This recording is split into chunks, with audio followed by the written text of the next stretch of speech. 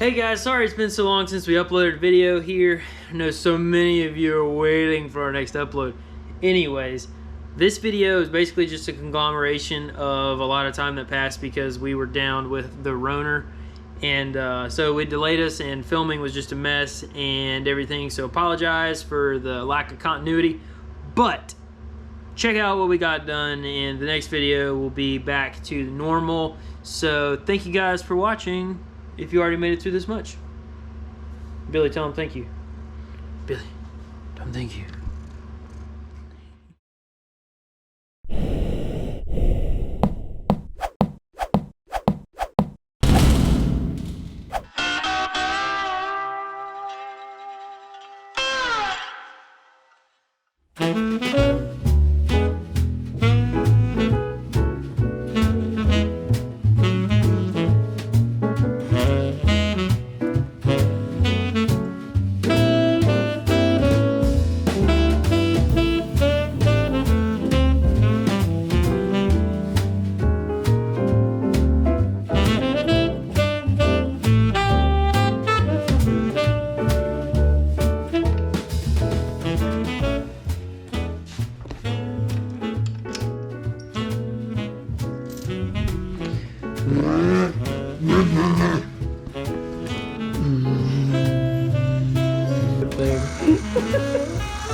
That was medieval.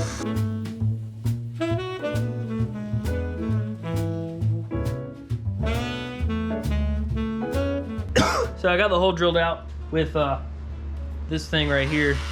That's nasty. That's gnarly right there. But we're gonna test fit it. Probably have to massage the holes a little bit, but it should be big enough that we can get this joker in there.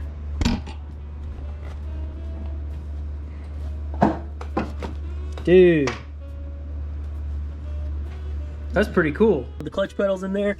I gotta build a brace for the top here because I don't think I got that when I got the pedal assembly, but it's installed. So since I've got the clutch master cylinder all mounted up, next thing I'm gonna do, since I kind of want to install the parts that I've spent a lot of money on, I'm going to install my MSD box that's gonna run the LS with the carburetor. What you need, bud?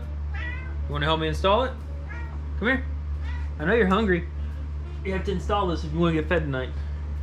Where do you think we should put it? Hey, where do you think you should put it?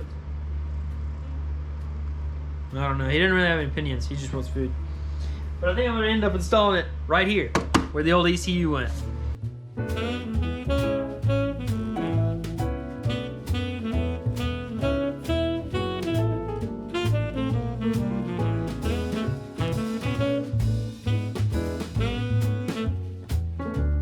Check it out, look, it's mounted. I don't know how good the threads are that I tapped down into this little plate, but it's actually fairly thick, and actually some of the original ones did have some basically just stamped through, and they just had some coarse thread stuff. So I'm hoping that's good, but man, it feels good. So what I was doing was looking around the engine bay here, trying to figure out where I wanted to mount my oil filter housing, and I figured out the side of the block right there is perfect. So if you look right here, the sway bar goes up and around the front of the oil pan. So I've got this area that's free, and it'll keep it away from debris and stuff like that. It's pretty simple because the hookups are over there, and I've got 90s on those. I can run straight to here and get my fittings. So what I'm gonna do is I'm gonna build a bracket that triangulates up to that other bolt to make this thing a little bit more rigid, so it's not just hooked on one bolt. And I was gonna make a plate anyways to connect to all three of those, but I kind of want to hook it to the block in another place, so I'm gonna make one that goes up to the top there. Let's go ahead and make it. Yeah.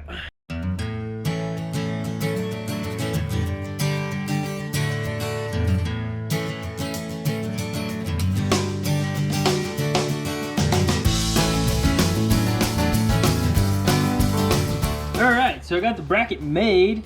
Got all my holes drilled.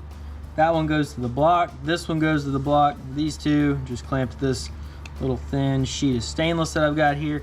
I think this stuff is strong enough for what it's going to be doing, since this one goes straight to the block and so does this one. We'll see. I might make it out of something a little bit thicker eventually once I figure out that this cracks or something. Well, let's go ahead and install it. And that is installed. Just got to run my lines. back to the oil hookups that are over there. So we've got the oil filter housing mounted down there, but now the fun part is getting the lines from there to the side of the block over there. Let's see how we're gonna do that. So what I bought to do that was a bunch of Vibrant AN fittings from Summer Performance, or they were the distributor I got them through. So I have a bunch of these things. I have 90s already on the oil pan over here, but I might be moving those 90s onto there and running up, back, and then over. I'll probably need to get 2 more 90s or like 135s, but I'm gonna try to make it work with what I've got, because this stuff is not cheap. These little things, I don't know what the swivels are, but I know the 90s and the 135s get kind of expensive. So let's go and see what we can do. Billy, how do you feel about having to spend more money on the project? Give us your honest opinion. Are you judging me for how much I've spent on this? Oh, you're saying yeet? Check this out. I got a little line running here. Goes down out the door. So it's working? Yeah. A little Amazon pump. Oh, nice.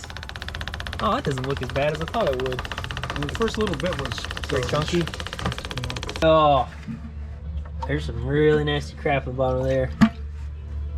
Disgusting.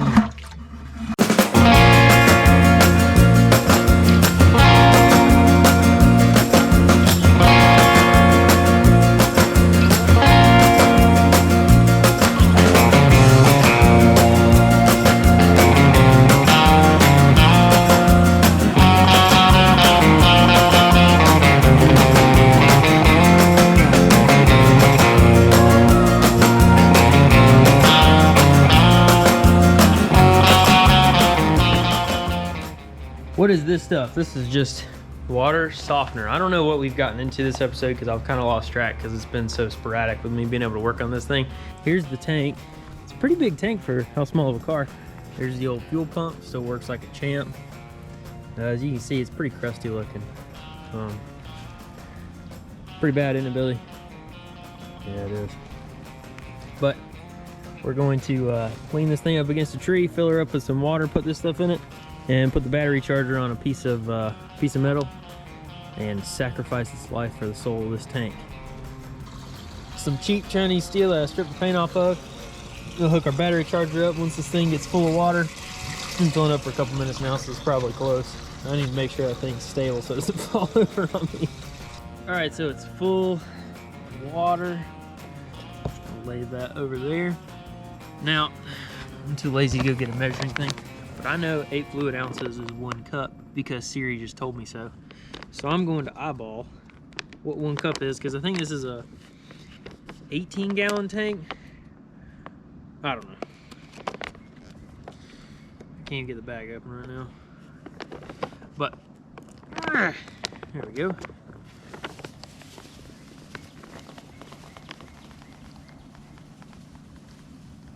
That is pure.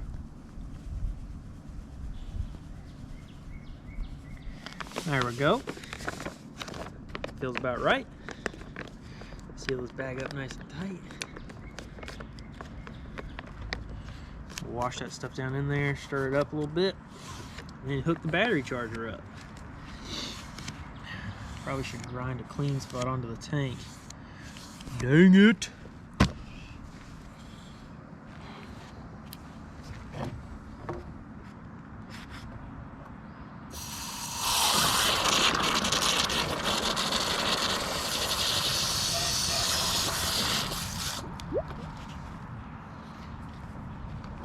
Go.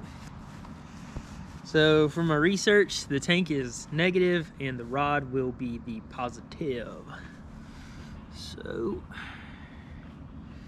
let me go grab a grinder real quick and grind myself a clean spot on the tank to hook up my negative to.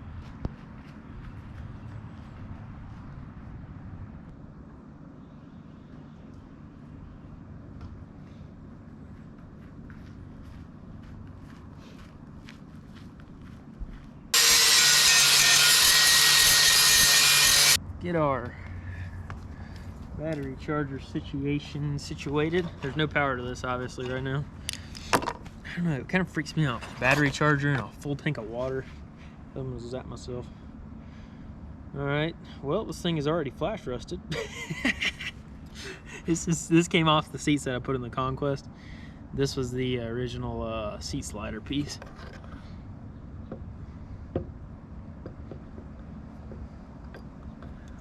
All right, I've got it hooked up now. I'm pulling about an amp. It's all isolated like it should be. It doesn't look pretty. Pulling about a little under 1 amp right now. My brother and my dad have done this before in gas tanks, and they said that looks pretty normal. I feel like it should be pulling more, but I don't know. We'll see. Come back and check it in a couple hours. So now that I've gotten the oil filter housing mounted, I've got to work on running oil lines from there over to here. And I've got to get past the engine mount, which goes here, and I've got to get past the steering and the exhaust manifold. So I'm going to put the... Billy, are you the keeper of the cradle? I'm going to put the cradle on the motor on the engine stand and try to route it and get close so that I can install it when we get it back in there. Should be easier this way than having to lean over the side of the car and do it that way. Alright guys, so see now that I've got the whole thing set up like it's going to be in the car, upside down on the engine stand, I've got the rack where it's going to be mounted to this, because this is on there from when Dad is finishing up what he's going to end up doing on that side. I've got it spaced up where it needs to be. Got the manifold on here, and I need to get from here to here. So playing around with going right here, this mount being so close to it. Doesn't that look sick though? Look at this thing. It's such a big, beefy Fram Racing HP1. Looks really cool. I kind of like it. My mount, solid, feels good. Can't wait to see how it actually performs and does. I'm really happy. One of the things that I've done with this car is I've really kind of gone overboard with the oiling system. I don't know why. I think I watched one of Taylor Ray's videos about Drift LS motors, and that made me spend about another $700-800 on this motor, even though it's just a $500 LS. That's the way it goes though. I think it looks sick. It's gonna be awesome.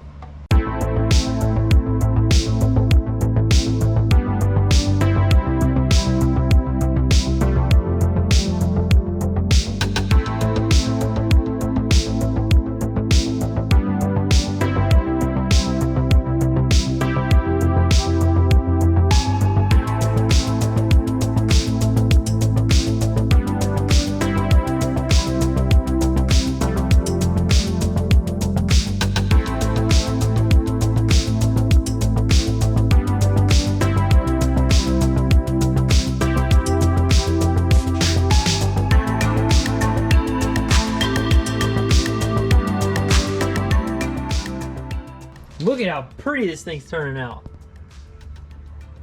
Good night. Look at that little radius right there. That's pro. It's so sick. Dad's doing a killer job. I did all that myself actually. He's just standing around watching me weld. You're just telling him how to. Yeah, just telling me how to bend it and stuff like that. No, I've just been over here making AN lines. It actually looked pretty good. I had to shorten this one up a little bit. There's clearance there, goes straight down under there, and it goes into our oil filter housing with our big old HP1 filter. Looks really good though.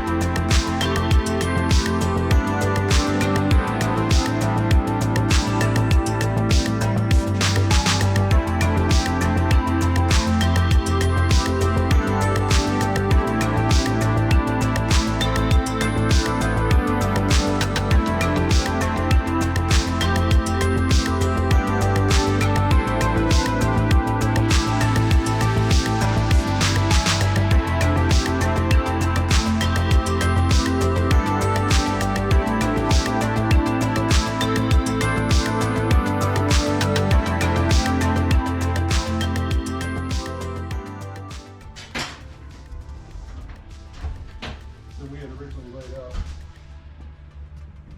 Yeah, because you push the walls vertical.